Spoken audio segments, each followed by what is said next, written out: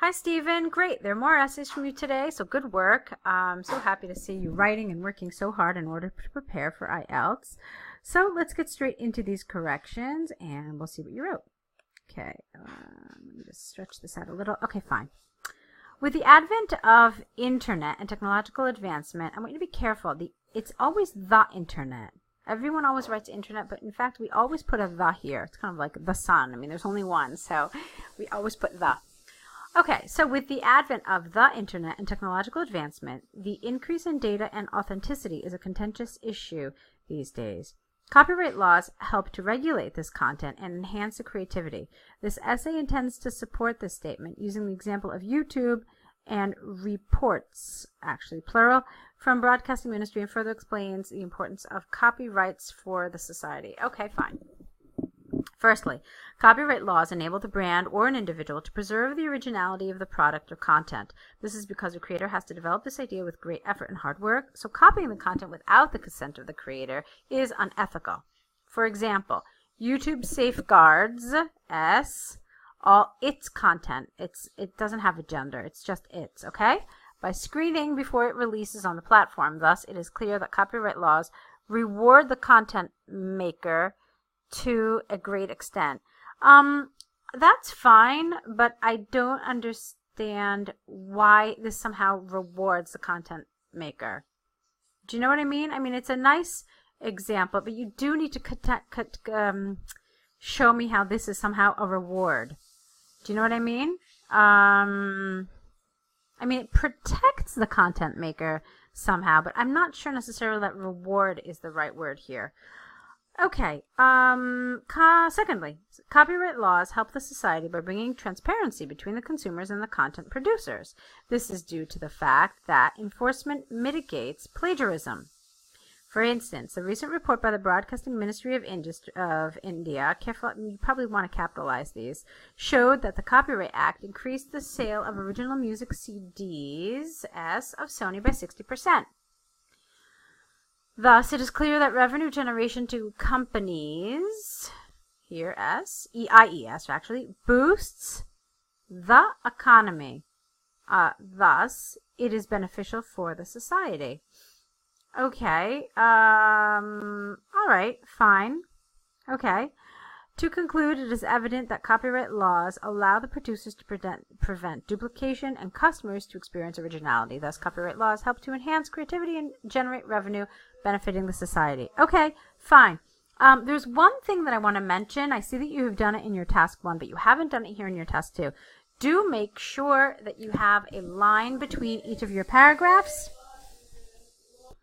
Okay, so I know it might seem kind of silly, but it is really important because it's one of the ways you can make sure that you get a good score for coherence and cohesion by making sure that your paragraphing is clear to the examiner, okay? So with that, let's move on to your task 2. It is the bar chart actually with the calorie intake. Okay. So the bar chart, actually we usually call these, depicts the change in the proportion of calorie intake by various sources split by age group of males in the UK.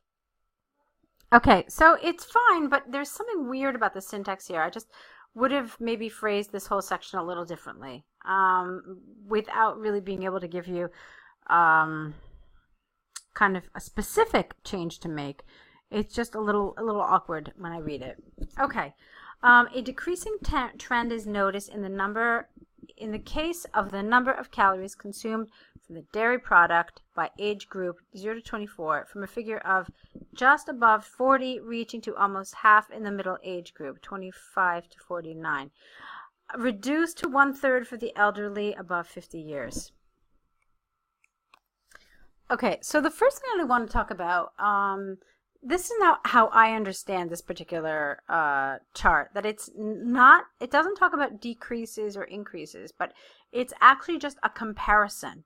So I can't really say that it's accurate to say that there is a decreasing trend. I mean, you could just say that that for these particular 25 to 49-year-olds, it was just less consumed. Do you know what I mean? Because nothing is really decreasing. It's not like these are the same people who it shows like you know, when these people were like 18, they drank this much milk or ate this much dairy products. But then when they became 35-year-olds, they ate like 25% less or something like that. So it's not really talking about decreases, but rather you just need to use words of comparison like less, fewer, and so forth, okay? So let's see, ignoring this for the time being and just looking at the grammar instead, a decreasing trend is noticed in the case of the number of calories consumed from dairy products, okay, without the, and you need a plural here, by the age group 0 to 24. Now, I don't want you to put this in a parentheses because when you use a parenthesis, it's almost, not it's almost, but it basically is saying that even without reading what is in the parenthesis, the meaning is clear. And in this case, it's not clear. So take it out of the parenthesis. You absolutely need it. Okay? And it should have just been by the 0 to 24 year age group. Okay? So from a figure of just above 40, reaching to almost half by the middle age group. Now, let's take a look at something as well. I think you called it number, but take a look at this. It's percentage. Okay? So this is the kind of thing you also have to be really careful about. This is not a number. It's a percentage of the calories consumed.